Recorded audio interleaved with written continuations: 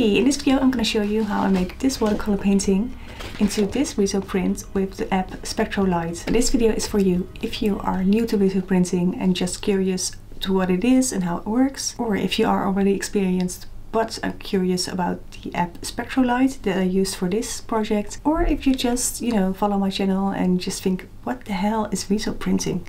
And it's not going to be a tutorial, it's more going to be like a little bit of a vlog. I'm just going to show you my process and how I turned that watercolor painting into a risoprint. I'm just going to show you the process. First of all, what is a risoprint? I am going to keep it short and make it very simplified, but a risoprinter is a copy machine from Japan that uses a technique that's quite similar to screen printing. It makes stencils onto the large ink drums that you see in the video. These stencils are called masters.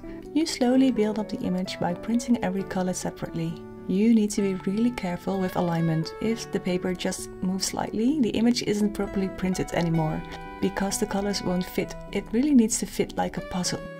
But this is also part of the fun and can be a very fun way to experiment with risoprinting. Riso is known for their bright and vivid colors. It might not look like it with that neon pink, but it is also actually quite eco-friendly. The masters are printed on rice paper and you can recycle them.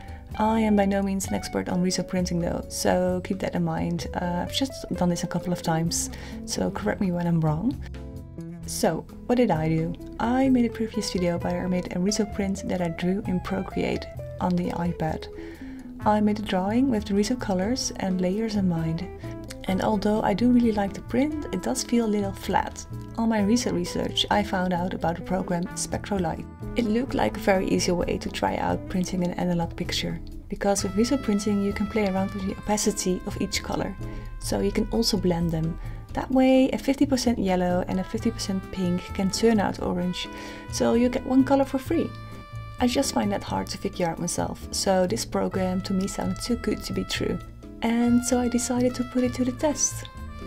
First I started with making a watercolor painting. This took quite a bit of time and is something I don't really do. I usually work a bit more minimalistic. For example, I really like making lino cuts in just one color. So this is something entirely different. I took my time and it was actually the most satisfying thing to do. I felt very zen. After that I made another drawing. Because the risoprinter I'm using can handle A3 papers and I wanted to make an A4 size print, it's a bit of a waste to not fully use that space. So I made another painting. You'll see in the end of the video that I also made an A6 card and an A3 poster out of this painting. But more on that later. After painting I scanned the images and cleaned them up in Photoshop and Procreate. I used watercolor paper, so the texture of the paper showed up in the white parts of the print, and I didn't want that to show in the risoprint, so I cleaned up everything and added some more details in Procreate. And then it was time to put Spectrolite to the test. Here you see what it looks like. This was an older image as I decided to draw the figure in Procreate, as I didn't want to use black, but here you can see how quick the program is. You can just make your own palette, you can choose up to 4 colors for your print. I went with yellow, fluo pink, green and blue. And spoiler alert, it turned out almost exactly like the original. Well, it's a little bit more neon and a little bit lighter, but still I think it looks really good.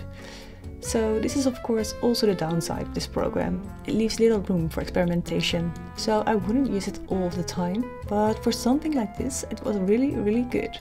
And I'm honestly quite surprised. Morning! Today is the day I'm gonna print and it's really cold. So I'm heading out to the workshop right now. I think it's gonna be really cold there as well and it takes a while for the heating to get on. So I might have to wait for a bit because the ink on the drums can be quite difficult to mix evenly when it's really cold. So I hope it's not giving me any trouble. It usually does when it gets really cold. So yeah, really curious to see how it's going to turn out. Very excited.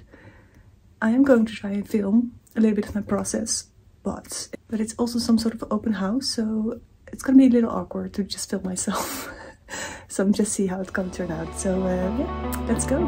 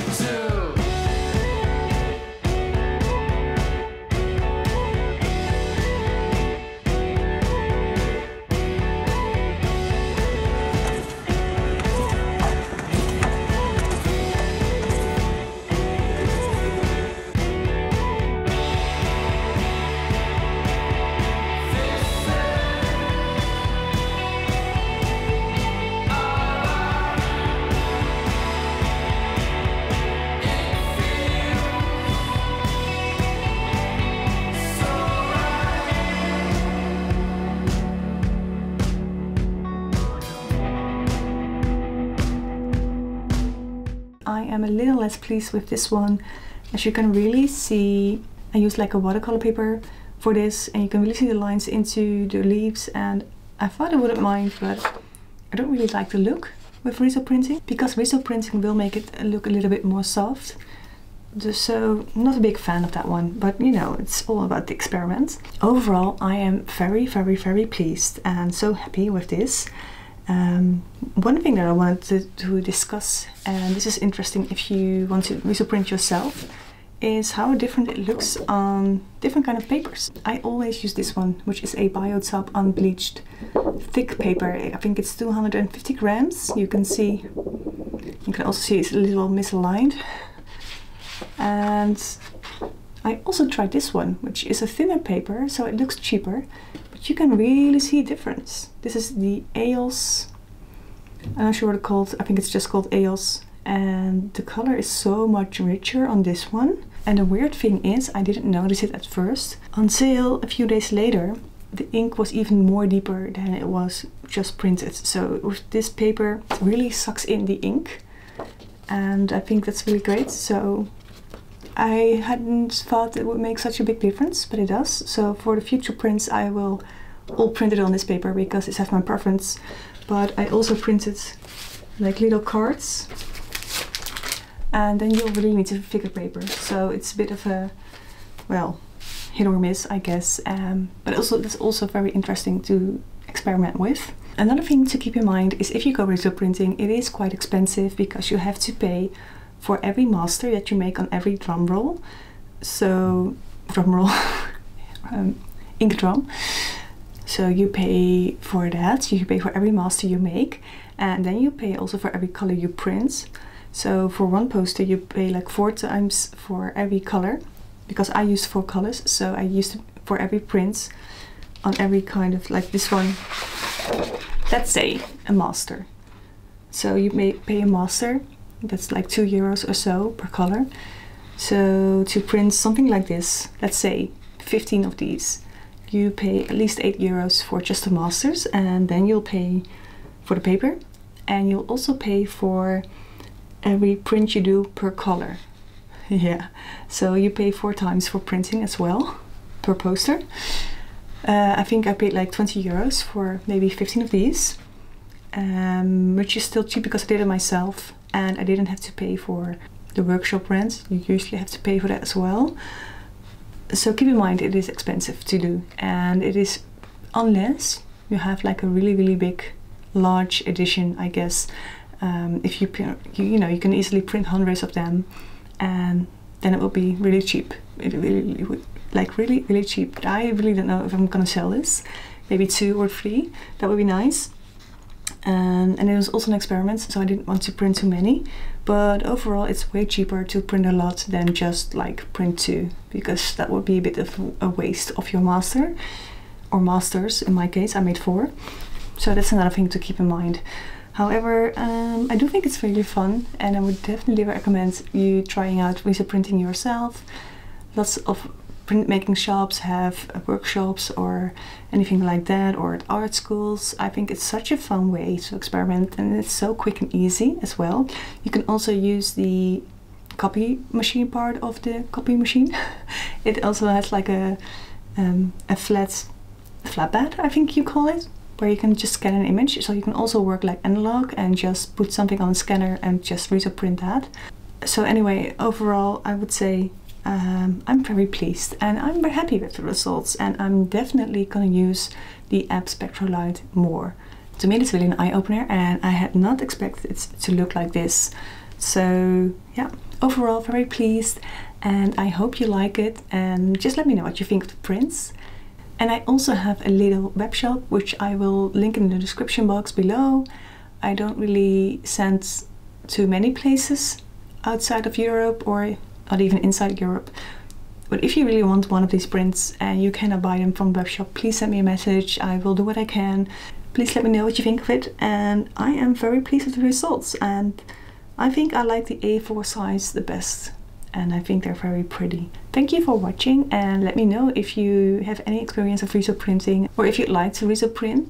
You can also follow my journey on Instagram, where I'll post more risoprints, because I am planning on making more risoprint ladies. That is my theme. I make risoprints of plant ladies. And just follow me on my Instagram. You'll find it here somewhere below. And yeah, that's it anyway. Thank you for watching, and bye bye.